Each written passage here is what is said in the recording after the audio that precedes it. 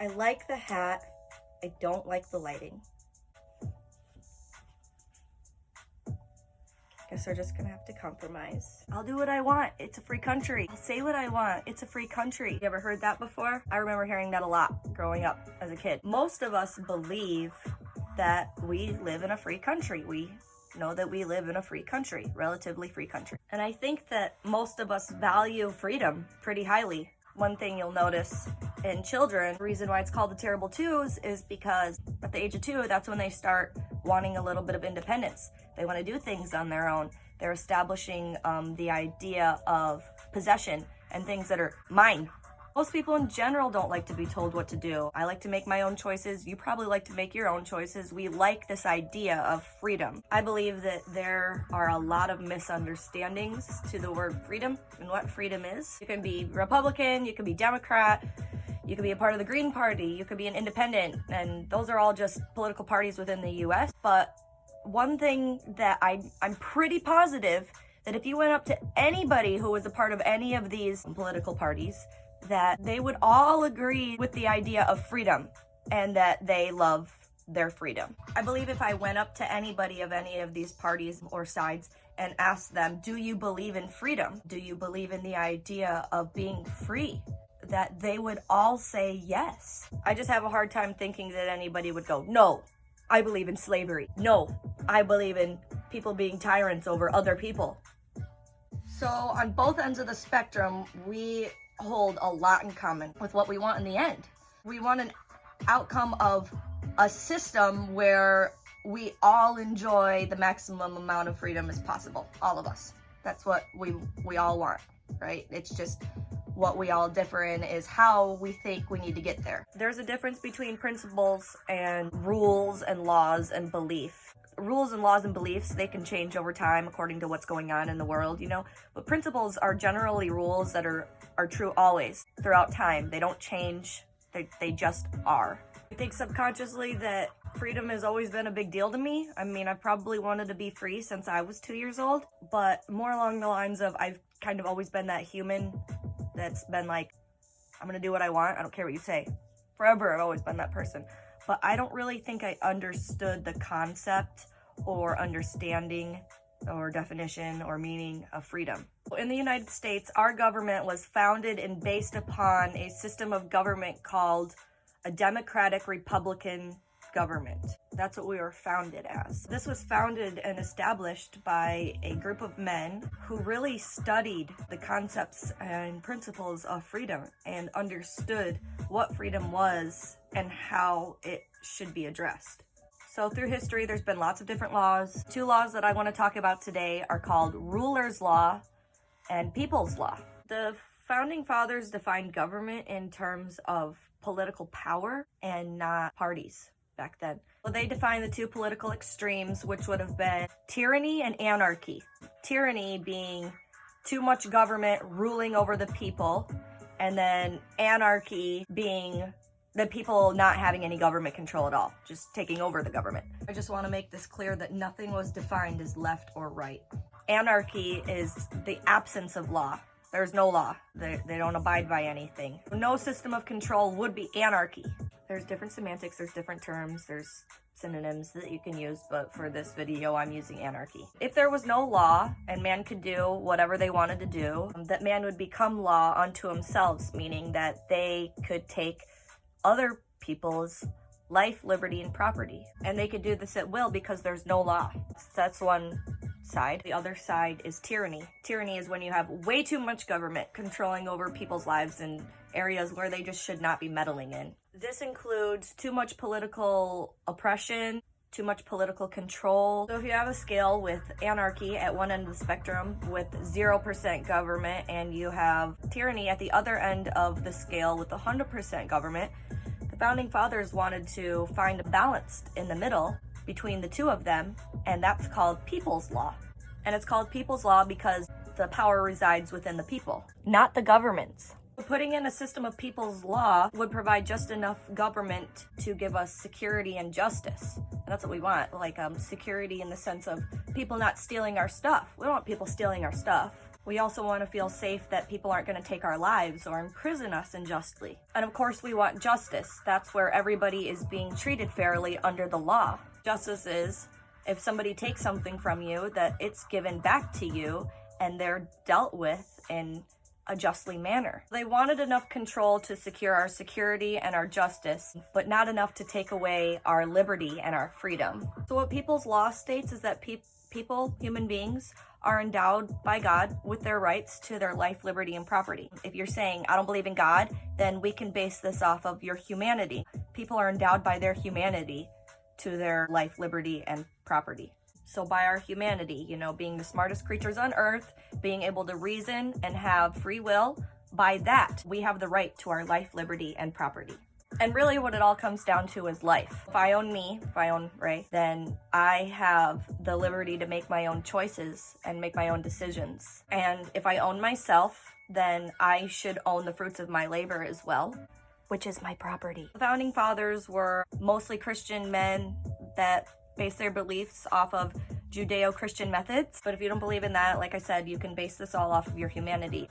But they all believed in God, which I do. And if you believe in the Bible, you know that God created man after his own image. If we're made in the image of God, then that should be even more apparent that we are endowed by him to our own life, that we should be in control of our own life. So governments were instituted for one purpose and one purpose only: for protecting our individual rights from others. From protecting our individual rights from others. That was the only reason that governments were, at one point in time, are or should be instituted. Maybe not so much anymore. I don't know what's going on in the world today. A lot of not so wonderful things. So the next thing I want to talk about is where government gets its authority. Government derives all of its authority from us, the individuals, people. Constitution starts, we the people. And then the government, they act in proxy as our servants.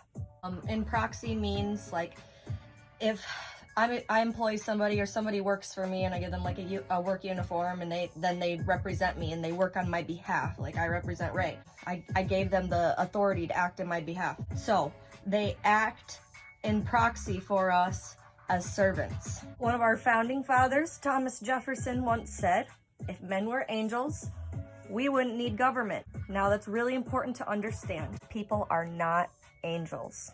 In fact, no man or woman should be trusted with more authority over anything that me and you have. And then we have this constant issue where, people are like, well, I trust this person a lot, so I'm going to give them the authority over these greater issues. No.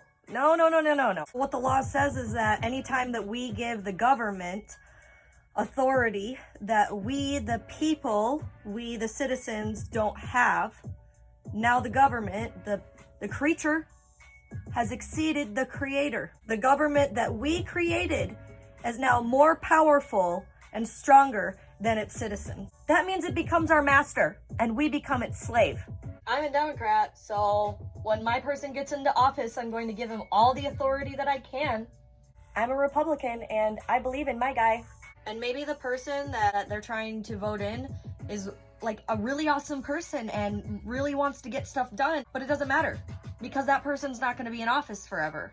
So what we've done is we've created an office, a government office like the presidency or Congress or the judicial branch, and then we give that office authority that's unjust. So we've given the office too much authority to where now the office is tyrannical, and it's our fault because we trusted our dude and we really trusted them and they were like wonderful and trustworthy, but they're not going to be there forever. It's not your right or my right to give away the authority of the people away to someone who's in office, who now rules over us. That's not what People's Law represents. That's not what freedom is. Freedom is self-government. And don't get me wrong, freedom doesn't always mean a good thing. You're not always going to get good things out of freedom. Freedom means that you and I have the right to do anything we want, as long as we don't infringe on somebody else's freedom. There was a book written in 1830 by a man named Frederick Bastiat. It's called The Law. It's a super short book, but it's an amazing book about freedom and the law of freedom. I highly recommend reading it. What Bastiat teaches is that if the natural tendencies of man are so bad that it is not safe to permit people to be free, then how is it that the tendencies of these organizers or government officials are always so good? Do not these legislators and appointed agents also belong to the human race? Or do they believe they themselves are made of a finer clay than the rest of humankind? So what will happen is these people in office will say, these people aren't good enough or smart enough or don't know what they're doing, so we need to take some of their freedoms away. They might insult each other. They could hurt themselves. They could say mean things to each other. There's all kinds of things that could happen to them if we let them be free. And so, for their own good, we're going to take away just a little bit of their freedom and give them some security. The audacity of that, the pride of that, the ridiculousness of that, Bastiat says, is do they believe that they're not part of the human race? Or do they believe they're made of a finer clay than the rest of the humankind? Are they not the same as everybody else? Or are they perfect? No, of course they're not perfect. You can't give authority to these people that you and I don't have. So rather than using the terms left, right, conservative, liberal, Republican, Democrat, I'm going to be using the words statists and people who believe in freedom. Statist believes in a greater state or a greater government. Hey, the rich people and big corporations control the government. And that's very true. And it's been like that all through history. And statists might say something like, so we need to give the government more power to put those rich people and corporations in their place. So what you're saying is that since the rich people and the corporations control the government, that we should give the government more power to put them in their place? All that does is give more power to the rich people. Because newsflash, big corporations and rich people are always going to control the government. There's nothing we can do about that. The government is always going to be controlled by who is the most powerful.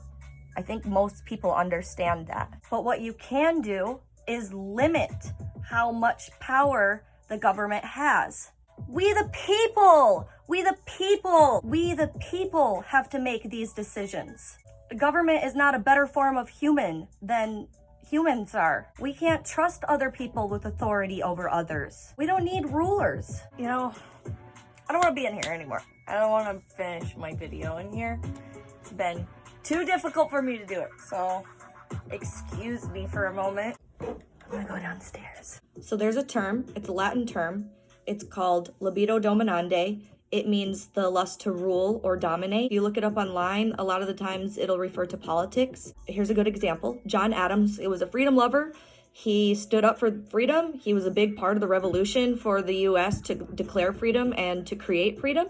But as libido dominandi states, all of us as fallen humans have the lust to dominate others. So when John Adams became president, he put a couple laws in place. I don't know if you guys know this, but back then when people ran for president, whoever had the second most amount of votes, like whoever lost to the president, they became the vice president.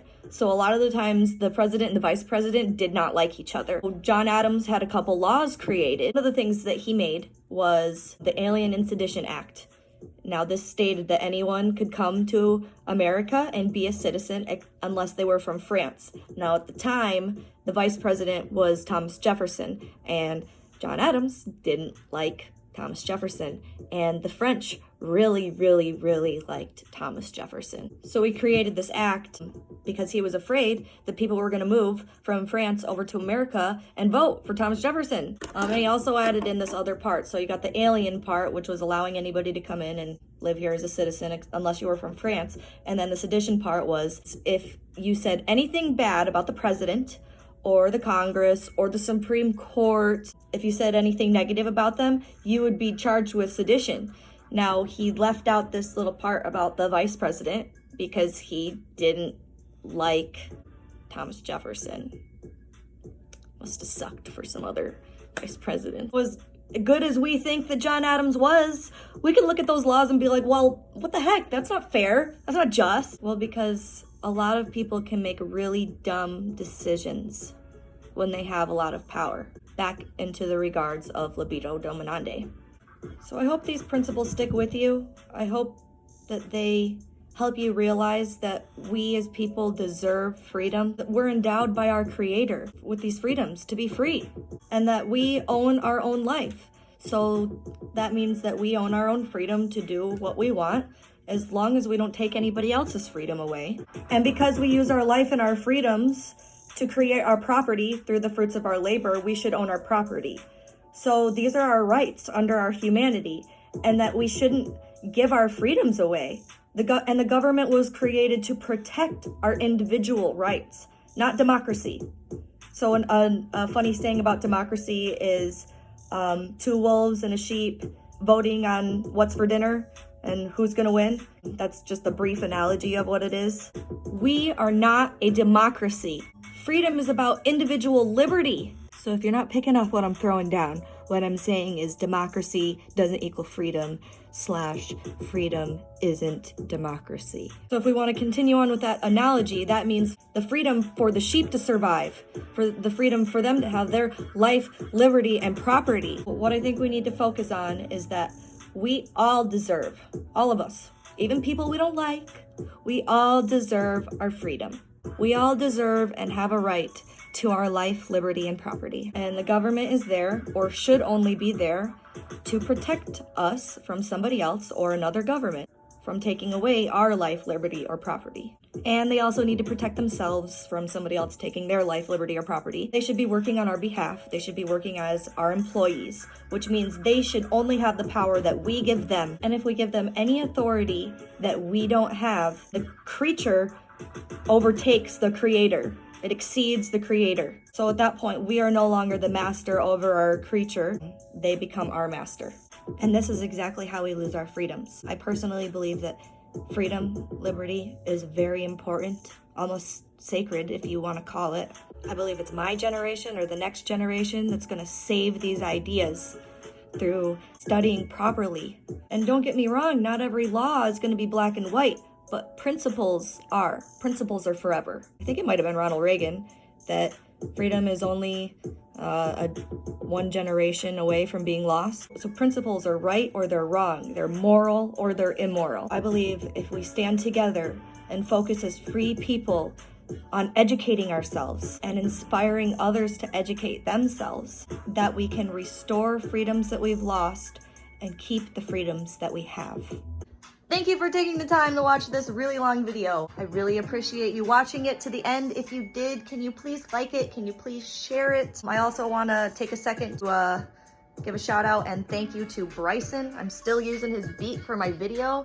His CD came out not that long ago. MAGA Ain't Got No Color. If you haven't listened to it already, go ahead and listen to it. It's on Amazon, it's on iTunes, it's on Spotify. I'm pretty sure it's on every music platform.